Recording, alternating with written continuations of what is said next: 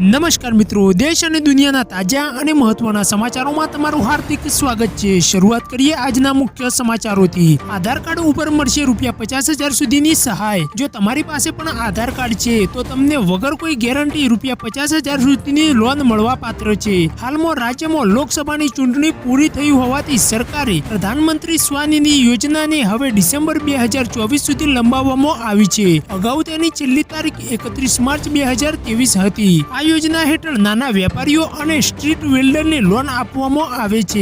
નાણાં મંત્રાલયે ટ્વિટર પર આ માહિતી આપી છે। જો કોઈ શહેરી વિક્રેતા, મજૂર કે કોઈ અન્ય નાગરિક કરિયાણા, રેડીમેડ તથા કોઈ ફળની દુકાન ખોલવા માંગે છે તો તેવા વ્યક્તિને આ યોજના હેઠળ લોનની રકમ આપવામાં આવશે। જો તમે પણ આ યોજનામાં અરજી કરવા માંગતા હોવ તો જરૂરી ડોક્યુમેન્ટો સાથે અરજી કરી શકો છો। ત્યાર પછીના મહત્વના સમાચારોની વાત કરીએ તો ₹100ની જૂની નોટો બંધ, તે છે અફવા। હાલમાં સોશિયલ મીડિયા ઉપર એક દાવો વાયરલ થઈ રહ્યો છે। ટૂંક જ સમયમાં ₹100ની જૂની નોટો પર પ્રતિબંધ મૂકવામાં આવશે। વાયરલ દાવામાં રિઝર્વ બેંક ઓફ ઇન્ડિયાને ટાંકીને એવું પણ કહેવામાં આવી રહ્યું છે કે 31 માર્ચ 2024 સુધી જૂની નોટો બદલી શકાશે, કારણ કે તેના પછી તેની કાનૂની માન્યતા સમાપ્ત થઈ જશે અને તેનો સ્વીકાર કરવામાં આવશે નહીં। યુઝર્સ નવા બાબર 131 સોશિયલ મીડિયાના પ્લેટફોર્મ પર તેમને આ પોસ્ટ કરી હતી। પોસ્ટમાં ₹100ની જૂની નોટનો ફોટો પણ શેર કરવામાં આવ્યો હતો। આ સાથે તેમણે લખ્યું હતું કે ₹100ની જૂની નોટ ટૂંક જ સમયમાં બંધ થઈ જવાની છે।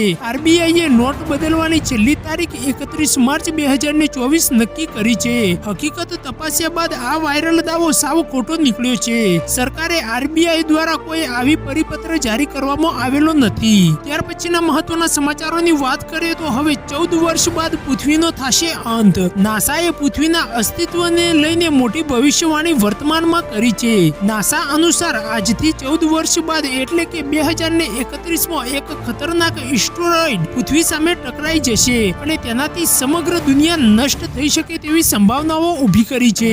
ત્યાર પછીના મહત્વના સમાચારોની વાત કરીએ તો ગુજરાતમાં છવાયો મંદીનો માહોલ। હીરાના કારીગરો માટે ચિંતાજનક સમાચાર સામે આવી રહ્યા છે। લેબ ગ્રોન હીરાની માંગ વધતા શહેરમાં 60,000 કારીગર બેરોજગાર થવાનું જોખમ અત્યારે જોવા મળી રહ્યું છે।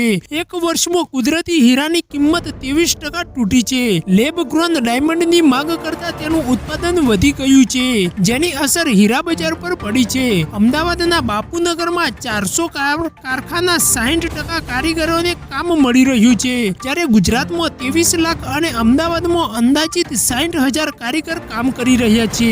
ત્યાર પછીના મહત્વના સમાચારોની વાત કરીએ તો પેટ્રોલ અને ડીઝલ થશે હવે બંધ। કેન્દ્રીય મંત્રી નીતિન ગડકરીએ કહ્યું છે કે ભારતીય કંપનીઓએ 100% ઇથેનોલ પર ચાલતી કાર અને બાઇક બનાવવાનું કામ શરૂ કરી દીધું છે। ટૂંક સમયમાં સામાન્ય માણસને એવી કાર અને બાઇક મળવા લાગશે જેમાં પેટ્રોલ અને ડીઝલનો ઉપયોગ શૂન્ય થઈ જશે। ગડકરીએ તો ત્યાં સુધી પણ કહ્યું છે કે ટોયોટા, ટાટા અને સુઝુકીએ આવા વાહનો બનાવવાનું કામ શરૂ પણ કરી દીધું છે। તેમાં વપરાતું ઇથેનોલ શેરડીના રસ, દાળ અને મકાઈમાંથી બનાવવામાં આવે છે। ત્યાર પછીના મહત્વના સમાચારોની વાત કરીએ તો હવામાન વિભાગમાં પરિવર્તન, નવો રાઉન્ડ શરૂ। દેશમાં અનેક રાજ્યોમાં વરસાદી કહેરથી જળબંબાકાર જેવી પરિસ્થિતિ છે। હજુ પણ 24 રાજ્યોમાં ભારે વરસાદનું હવામાન વિભાગ દ્વારા એલર્ટ જાહેર કરવામાં આવ્યું છે। હવામાન વિભાગની સાથે ગુજરાતમાં 2 હવામાન નિષ્ણાત અંબાલાલ પટેલ અને પરેશ ગોસ્વામીની પણ આગાહી સામે આવી રહી છે। આગાહીકાર અંબાલાલ પટેલની આગાહીમાં કહ્યું છે કે 15મી ઓગસ્ટથી રાજ્યમાં સારા વરસાદની શક્યતા છે।